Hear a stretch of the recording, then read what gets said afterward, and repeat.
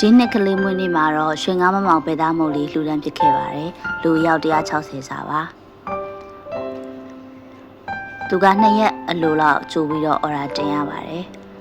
အော်ရာတင်ပြီးတော့မနက်အစောကြီးမှားလာတဲ့အခု160ကိုသွဲယူပြီးတော့တယောက်စာလေးထုတ်ပိုးပါတယ်ကလေးမွေးနေ့ကအခုဆို10နှစ်ရှိပြီပေါ့နော်ငယ်လေးတဲ့ကနှစ်တိုင်းလှူဒန်းပစ်ခဲ့ပါတယ်တန်ပေါဂျက်စီတမင်းမော်ဟင်ကာ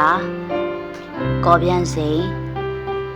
ပလာတာစသဖြင့်ပေါ့နော်အမျိုးမျိုးလှူဒန်းပစ်ခဲ့ပါတယ်ဒီနှစ်ကတော့ပဲသားမုတ်လေးအလဲပေါ့နော်ရုံးမှာအမတယောက်ဝယ်လာပြီးတာကိုစားပြီးအရန်ကြိုက်သွားလို့ဒီနှစ်ကတော့ရွှေငါးမောင်ပဲသားမုတ်လေးလှူဒန်းပစ်ခဲ့ပါတယ်သားတွေအများကြီးနဲ့အရန်စားလို့ကောင်းတော့လေးပါသူ့မှာပူတင်းမှုန့်နဲ့ပဲမုတ်တွေလည်းထပ်ရှိသေးပါတယ်